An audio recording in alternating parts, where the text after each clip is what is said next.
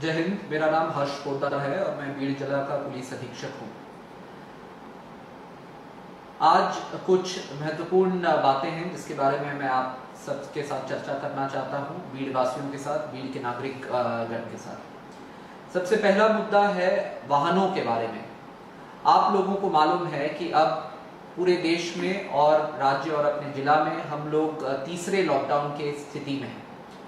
इस दौरान पिछले 2-3 दिनों से विविध प्रकार के तकरार आ रहे हैं कि पुलिस जो है वो वाहनों पर गुना दाखिल कर रही है या फिर उन्हें जब्त की जा रही है, या तो कर्फ्यू के समय या फिर कर्फ्यू के रिलैक्सेशन के दौरान। मैं इस बारे में जिला की जो पॉलिसी है उसके बारे में अत्यंत स्पष्ट रूप से आपको बता देना चाहता हूँ।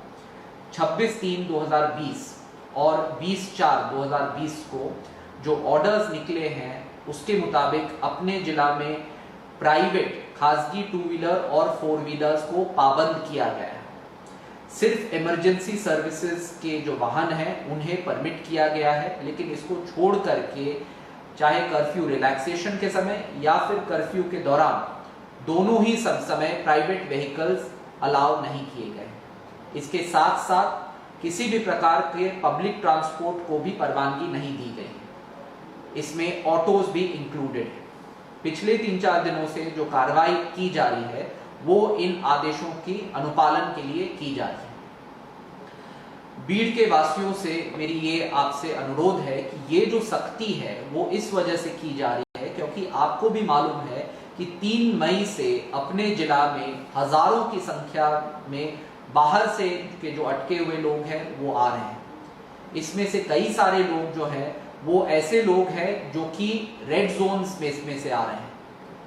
ये जो लोग अपने जिला में आ रहे हैं इस दौरान खास तौर से हमारी ये जिम्मेदारी बनती है कि कहीं पे भी हम गर्दी न करें, जिसके वजह से ये जो लोग आ रहे हैं इसमें से अगर कोई भी इन्फेक्टेड आदमी है तो उसके वजह से पूरे जिला में ये महामारी जो है वो फैल जाए। ये सख्ती इस दौरान प्रशासन के तरफ से इस वजह से की जा रही है ताकि आपको सुरक्षित रखा जा सके इस समय जबकि अपने जिला में बाहर के हजारों के संख्या में लोगों की प्रवेश हुई। इस समय सावधानी बरतना अत्यंत आवश्यक है, नहीं तो फिर प्रॉब्लम वही होगा कि बाहर से एकाध आदमी भी इन्फेक्टेड अगर आया और गर्दी के दौरान वो बाहर निकला, उसके वजह से जिला में महामारी फैल सकती है। इसे रोकने का एक अंश जो है वो ये है कि खासगी वाहनों को रोका जाए और इस वजह से इन्हें सीज करके गुना दाखिल किया जा रहा है जिला के रूल्स के मुताबिक। इसको छोड़ करके ये भी सवाल उठे हैं कि कुछ ऐसी गाड़ियां सीज हो रही हैं जिसमें कि मेडिकल पेशेंट्स। मैं आपको ये बताना चाहता हूं कि किसी भी जिला के पुलिस प्रशासन को उसी रूप से सोचना आवश्यक है जिस रूप से वो लोग सोचते हैं जो कि कायदा का उल्लंघन करते हैं।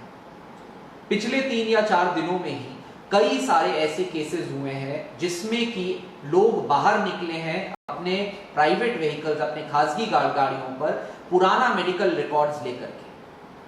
ये जो लोग हैं उनका यही प्रयत्न है कि घर में जो मेरे मेडिकल फाइल में जो भी पेपर्स है वो लेकर के मैं किसी बहाने से बाहर निकलूं।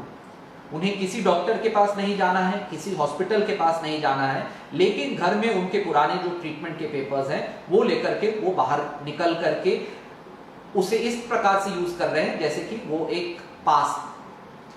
जाहिर सी बात है कि जहां पर एक जेन्युइन मेडिकल इमरजेंसी है, किसी व्यक्ति को अगर हृदय विकार हुआ है, हार्ट अटैक हुआ है या फिर किसी व्यक्ति को भारी रूप से कोई जख्म हुआ है और उसे तुरंत पहुंचाना है हॉस्पिटल, ऐसे स्थिति में किसी भी पुलिस कर्मचारी या अधिकारी को यह परवानगी नहीं है कि वो उस व्यक्ति को अस्पताल पहुंचने से रोके। लेकिन जो व्यक्ति अपने पुराने मेडिकल रिकॉर्ड्स के पेपर का इस्तेमाल करके उसके आड़ में बाहर निकला हुआ है और फिर उसके बाद पकड़े जाने पर यह बताता है कि ये देखिए ये मेरा 2 साल पुराना मेडिकल रिकॉर्ड है जिसके बिना पर मैं अस्पताल पहुंच रहा हूं, तो ये गलत बात है और इस प्रकार के लोगों पर कठोर कार्रवाई की जाएगी। इस वजह से की जाएगी क्योंकि इन्हें लगता है कि ये प्रशासन को किसी प्रकार से बेवकूफ बना करके अपने पूरे समाज, अपने जिला का जो धोखा का स्तर है उसे बढ़ा देंगे। ये कतई भी टॉलरेट नहीं किया जाए। इसके साथ साथ अगर कोई भी डॉक्टर गलत या फिर खोटा या फिर फौज किया हुआ मेडिकल सर्टिफिकेट किसी को इशू करता है तो उस पर भी कार्रवाई हो सकती है। इसके बारे में डॉक्टर्स खास तौर से ख्याल रखें। इस दौरान आप हमारे हीरोज हैं और हम ये नहीं चाहते हैं कि किसी एक व्यक्ति के वजह से या किसी एक डॉक्टर के वजह से पूरा मेडिकल फ्रेटर्निटी जो है वो बदनाम हो। इसके साथ साथ मैं आपको ये भी बताना चाहता हूं कि जिला में एक अलग प्रावधान किया गया है मेडिकल इमरजेंसी, जो लोग अगर जिला के बाहर जाना चाहते हैं या फिर एक शहर से दूसरे शहर जाना चाहते हैं।